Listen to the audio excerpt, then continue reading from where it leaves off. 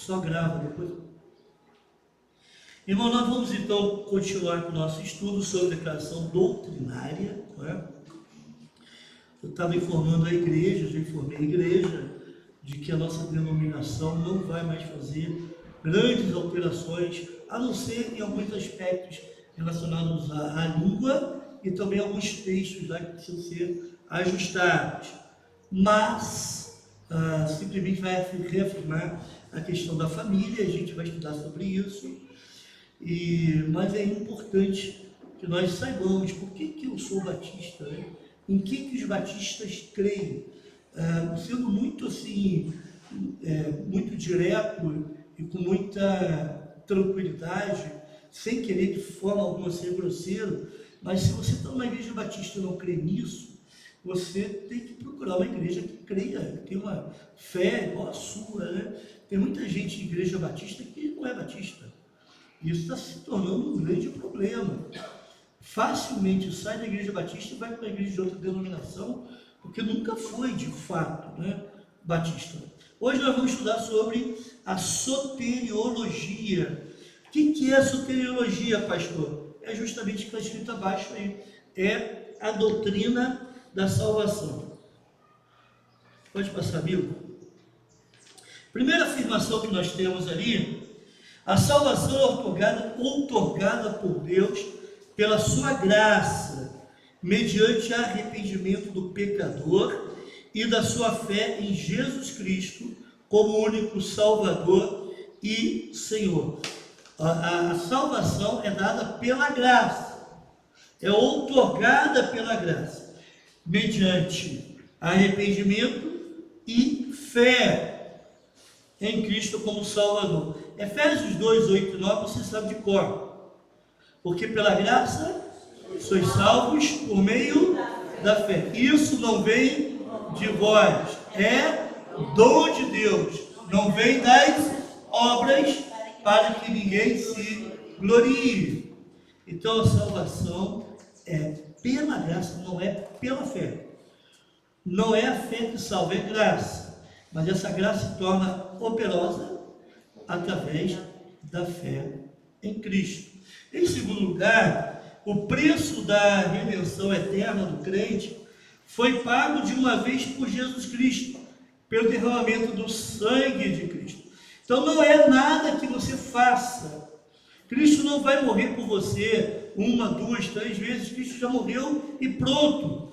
O sangue derramado de Cristo é o que traz redenção eterna, perdão eterno. 1 de Pedro, capítulo 1, versículos 18 a 25, vai nos dizer: pois vocês sabem que não foi por meio de coisas perecíveis, como prata ou ouro, que vocês foram redimidos da sua maneira vazia de viver, transmitida por seus antepassados, mas pelo precioso sangue de Cristo, como de um cordeiro sem mancha e sem defeito, conhecido antes da criação do mundo, revelado nestes últimos tempos em favor de vocês. Só aqui é o suficiente. Então o sangue de Cristo é o meio pelo qual que de fato nós somos salvos. Sem derramamento de sangue não há remissão de pecados. Isso ficou comprovado, irmãos. Isso era mostrado e representado através do sacrifício dos animais. E depois, então, Cristo, o Cordeiro de Deus, veio derramar seu sangue. Em seguida, a salvação é individual e significa a redenção do homem na inteireza do seu ser. Seria tão bom se a gente pudesse crer pelos filhos, né? Ou crer por um amigo, ou por um pai, por uma mãe que não tem fé em Cristo. Mas a salvação é individual. E quando Cristo nos salva inteiramente.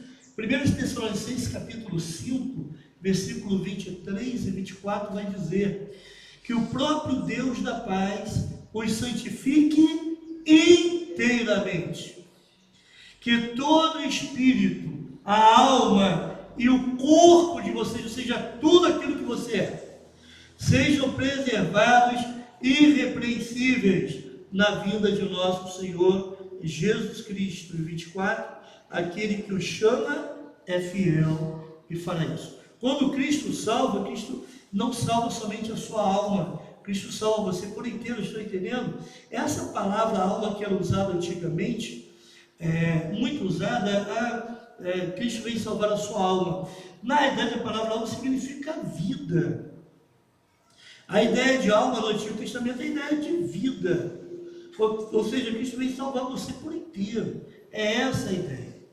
Uma outra ideia importante a respeito da salvação que há em Cristo, ela é um dom gratuito que Deus oferece a todos os homens e que compreende a regeneração, a justificação, a santificação e a glorificação. Esses são no pacote da salvação. Você tem a regeneração, a justificação, a santificação e a glorificação. Agora, irmãos, é um dom gratuito.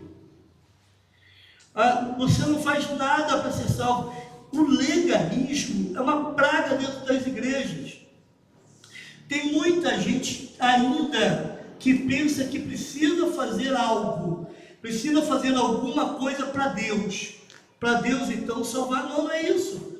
Nós somos salvos pela graça por meio da fé. Isso é dom de Deus, né? Romanos 6,23 diz que que o salário do pecado é a morte, mas o dom gratuito é o presente de Deus, a dádiva de Deus é a vida eterna em Cristo Jesus, nosso Senhor.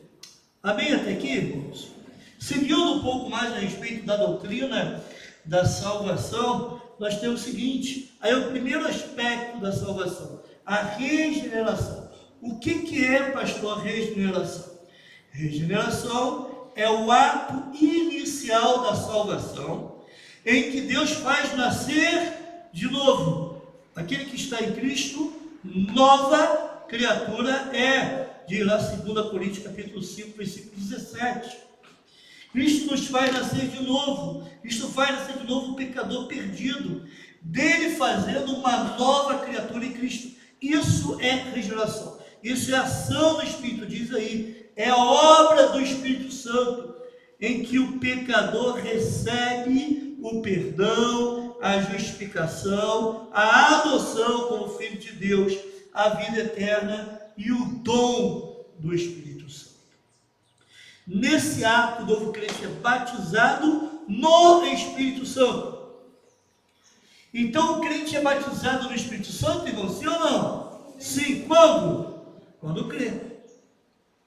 No momento em que ele entrega a sua vida a Cristo, ele crê em Cristo no seu coração, o Espírito Santo vai lá e regenera esse coração, ou até, há muita discussão nesse sentido, as duas coisas acontecem ao mesmo tempo, mas isso aí talvez a gente vai entender na eternidade. Mas, de alguma forma, naquele momento em que a salvação de Cristo é operada na vida da pessoa, ela é batizada no Espírito Santo. Não é algo que acontece depois, é algo que acontece no instante que a pessoa crê. Irmãos, isso é a nossa doutrina. Nesse ato, o novo crente é batizado no Espírito Santo e por ele selado para o dia da redenção final. Aí está a segurança do crente. Ele é selado pelo Espírito Santo, então ele será salvo. Ele não perde a salvação. E ele é liberto do castigo eterno dos seus pecados, pela regeneração operada pelo Espírito Santo. 1 de Pedro, capítulo 1, versículo 3, vai dizer: bendito seja o Deus e Pai de nosso Senhor Jesus Cristo, conforme a sua grande misericórdia, ele nos regenerou para uma esperança viva por meio da ressurreição de Jesus Cristo dentre os mortos. Deus nos regenerou por meio de Cristo. Seguindo, outra questão a respeito da regeneração é o seguinte: há duas condições para o pecador se regenerar. Quais são essas condições, irmãos? Arrependimento e fé.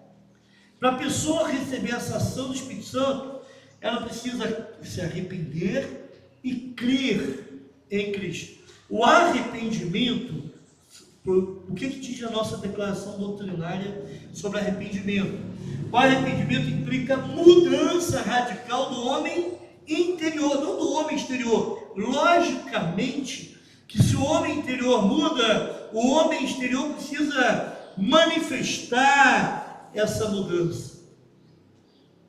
Mas é uma mudança radical do homem interior por força do que ele se afasta do pecado e se volta para Deus. Ele estava entregue ao pecado, tinha prazer no pecado, fazia tudo aquilo que o pecado ordenava. Ele se afasta do pecado, ele então dá as costas para o pecado e se volta para Deus. Isso é o que significa conversão. Então, arrependimento é isso. Já a fé é a confiança e a aceitação de Jesus Cristo como Salvador e a total entrega da personalidade a Ele por parte do pecado. Eu confio em Cristo. Uma vez eu estava com um outro pastor de carona. Eu queria chegar em Friburgo rápido, porque tinha uma programação, e vindo lá pela Serra Mata. Aí eu tinha uma possibilidade de passar, tinha uma curva que você vê lá do outro lado, você consegue. Eu vou passar meu motorzinho 1.6, não é? Aí eu falei, eu estava no terceiro, vou passar uma segunda e vou passar. Só que eu tinha comido chocolate e eu estava com a mão melada de chocolate. O chocolate tinha ficado no carro, essas coisas todas, eu estava com uma fome absurda. E o outro pastor do meu lado. Quando eu fui passar a segunda me escorregou. Não consegui. Aí eu entrei, voltei atrás do camarada, né? Fui para trás. E até então, esse pastor estava com muita confiança em mim. Eu não sei porquê, que depois nunca mais ele quis voltar a andar comigo, quis voltar comigo para Friburgo, pelo curso que ele estava fazendo em Macaé. Ele quis voltar comigo para Friburgo. Ele perdeu o quê, irmãos? A confiança. Para reconquistar essa confiança agora vai ser difícil, não é? Ele nunca mais quis andar comigo, perdeu a confiança. Fé em Cristo é confiar. Você confia a sua vida. Quando você está andando de ônibus, você não pergunta para o motorista se ele sabe dirigir, se ele tem experiência, não é? Se ele sabe passar a terceira, onde está o freio, o que ele vai fazer em casos de perder freio. Você não pergunta, você confia. Você senta lá naquela poltrona lá, confortável, que a gente tem aqui, não é? E vai embora. Não é isso, irmãos? Irmãos, isso é uma ilustração da confiança em Cristo. A gente confia em Cristo para a nossa salvação. Nós confiamos tanto que entregamos tudo aquilo que nós somos a Ele. Nós fazemos uma entrega total para Cristo. Essa é a fé esperada em Cristo. João capítulo 1, versículos 11 a 13 diz assim: veio para o que era seu, mas os seus não o receberam. Contudo, aos que o receberam, aos que creram em seu nome, deu-lhes o direito de se tornarem filhos de Deus, os quais não nasceram por descendência natural, nem pela vontade da carne, nem pela vontade de algum homem, mas nasceram de Deus. Crer em Cristo é confiar inteiramente em Cristo. Seguindo, nessa experiência de conversão, o homem perdido é reconciliado com Deus, que lhe concede perdão, justiça e paz. O texto aí é qual? Que aqui não dá para ver direito, ficou encoberto aí. Qual o texto que está encoberto? Romanos 8:1. O Romanos 6:22. Então vamos ler esse texto de Romanos 6:22.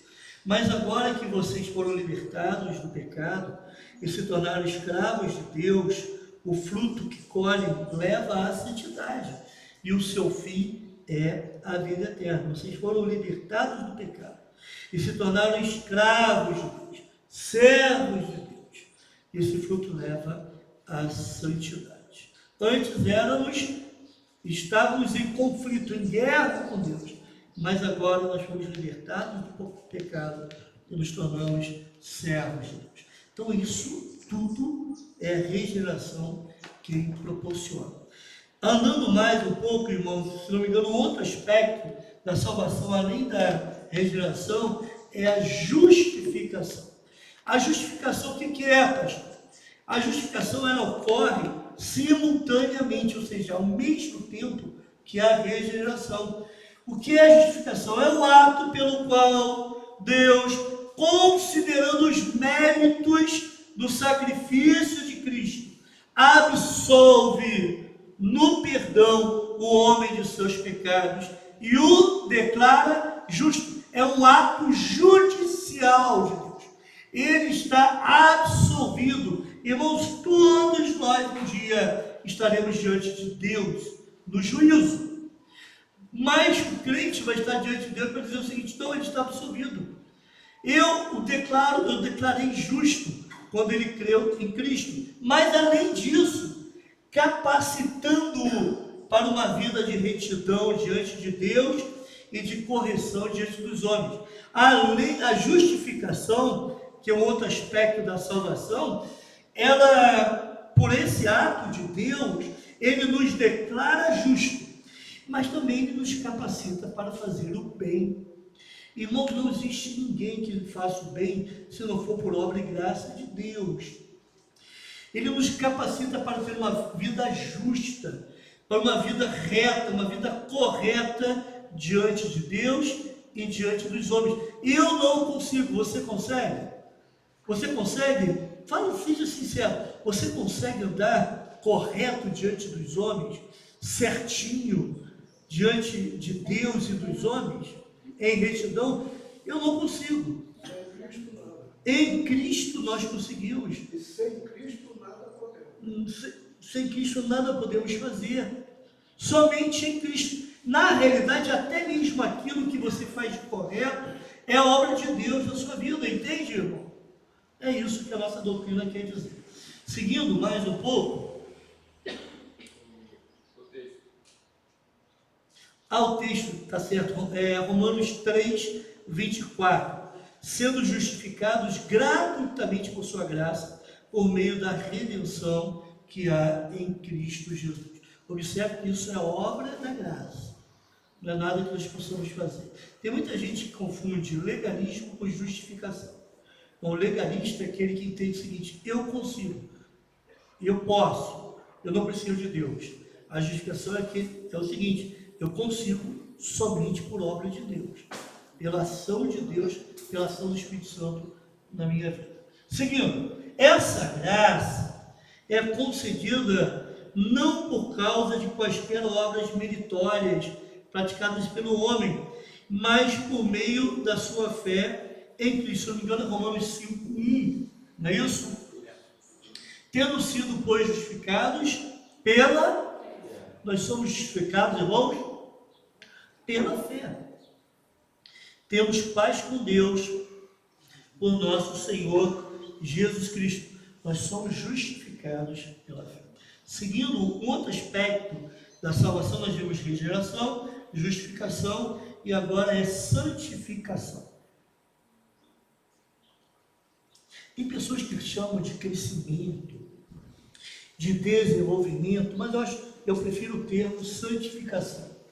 É o processo que, principiando na regeneração, leva o homem à realização dos propósitos de Deus para a sua vida e o habilita a progredir em busca da perfeição moral e espiritual de Jesus Cristo, mediante a presença e o poder do Espírito Santo que nele habita. Ou seja, A santificação leva o homem à busca de uma perfeição moral, mas também leva o homem à busca de cumprir os propósitos de Deus para a sua vida. Isso é santificação.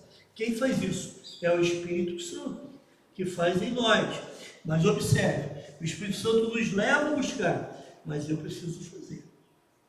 Existem as disciplinas espirituais, leitura bíblica, oração, igreja, participar do corpo de Cristo, pregação do Evangelho, tudo isso nos ajuda nesse processo que começou na nossa regeneração e vai até quando nós estivermos com Jesus. Seguindo, ao texto, 1 Tessalonicenses 5:23, que o próprio Deus da paz os santifique inteiramente, que todo o espírito, a alma e o corpo de vocês sejam preservados e irrepreensíveis na vida de nosso Senhor Jesus Cristo. Avançando um pouco mais no nosso estudo, irmãos, nós temos o seguinte: essa santificação, ela ocorre na medida da dedicação do crente e se manifesta através de um caráter marcado pela presença e pelo fruto do Espírito, bem como por uma vida de testemunho fiel e serviço consagrado a Deus e ao próximo. Irmãos, Deus não vai fazer nada que você não queira fazer. Vamos lá, vou repetir. Deus não vai fazer nada que você não queira fazer. Se você não está disposto a desenvolver a sua fé, se você não está disposto a viver os propósitos de Deus para a sua vida, se você não está disposto a procurar ter uma conduta moral correta, então, meu irmão, Deus vai te entregar a sua própria vontade, aos seus próprios desejos. Então, para esse processo, precisa haver dedicação do crente. É diferente de algumas outras doutrinas, de outras igrejas que dizem que você tem que buscar a santificação e ela vai acontecer num determinado momento. Pum! Você é santo. Na realidade, a santificação é um processo. E isso exige também dedicação por parte do crente. A santificação, por exemplo, vai te levar a um fiel testemunho. A santificação vai te levar a um serviço consagrado a Deus. Você vai ter vontade de servir a Deus. Isso a santificação promove. 2 Coríntios capítulo 7, versículo 1 nos diz assim: amados, visto que temos essas promessas, purifiquemo-nos, que é outro aspecto da santificação, também a santificação de tudo que contamina o corpo e o espírito, aperfeiçoando a santidade no temor de Deus. Afaste de tudo aquilo que contamina o corpo e o espírito. Avançando então, nós temos o último aspecto da salvação.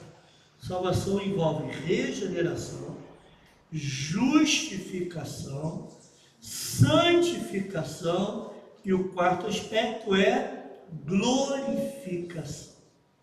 Glorificação é o ponto culminante da obra da salvação. Tudo vai tanto a regeneração, a justificação, a santificação vai te levar para esse ponto, que é a glorificação. Romanos capítulo 8, versículo 30, vai dizer assim: e aos que predestinou também chamou, e aos que chamou também justificou, e aos que justificou também glorificou. Esse é aquele ato que vai acontecer. Interessante que fala no passado, a Bíblia muitas vezes fala isso, fala de algo futuro, como se já tivesse acontecido. Entende? Tão certo, o escritor bíblico fala de algo que vai acontecer no futuro, como se já tivesse acontecido. Ainda podemos ver sobre glorificação, é o estado final, permanente, da felicidade dos que são redimidos pelo sangue de Cristo. Irmão, tudo vai te levar para esse estado final. Tudo vai te levar para essa glorificação. Tudo vai te levar para uma vida eterna nos céus. Na glorificação nós teremos os corpos transformados. Na glorificação nós não sofreremos mais com o poder, além não o poder, mas com a presença do pecado sobre nós, conosco. Nós poderemos viver a felicidade, plena felicidade, daqueles que são redimidos, salvos por Cristo, isso por toda a eternidade. Apocalipse capítulo 21, versículos 3 e 4. Ouvi uma forte voz que vinha do trono e dizia: agora o tabernáculo de Deus está com os homens, com os quais ele viverá.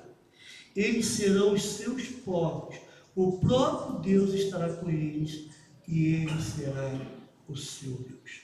Isso é glorificação. O próprio Deus estará conosco e nós viveremos eternamente com ele. Amém? Que doutrina maravilhosa, né? Da salvação. Coisa maravilhosa. Quanto que acho que encerrou aí, não foi, João? Quanta coisa que nós temos. Que essa nossa doutrina, irmão, das igrejas batistas, é uma doutrina muito. Ah, não li o versículo 4 ainda? Deixa eu estar ainda, versículo 4. Ele enxugará dos seus olhos toda lágrima. Não haverá mais morte, nem tristeza, nem choro, nem dor, pois a antiga ordem já passou. Essa é a realidade daqueles que serão glorificados. Passaram pela regeneração, justificação, santificação e agora estarão experimentando a glorificação. Irmãos, como estávamos dizendo, que doutrina maravilhosa, a doutrina das igrejas batistas é algo que nós precisamos prezar. Que coisa maravilhosa, que coisa preciosa que nós temos. Amém? Vamos orar então, encerrando o nosso culto, e depois só gostaria de fazer mais alguns avisos. Por favor, vamos orar. Muito obrigado, Deus, por esse tempo que tivemos relembrando as nossas doutrinas. Obrigado. Obrigado, Deus, porque um dia fomos regenerados, justificados, santificados em Cristo e ainda estamos nesse processo de santificação. Ao mesmo tempo que fomos santificados, estamos em santificação, mas aguardando aquele momento que seremos glorificados. Obrigado por essa certeza, essa esperança que nós temos. Em nome de Jesus. Amém.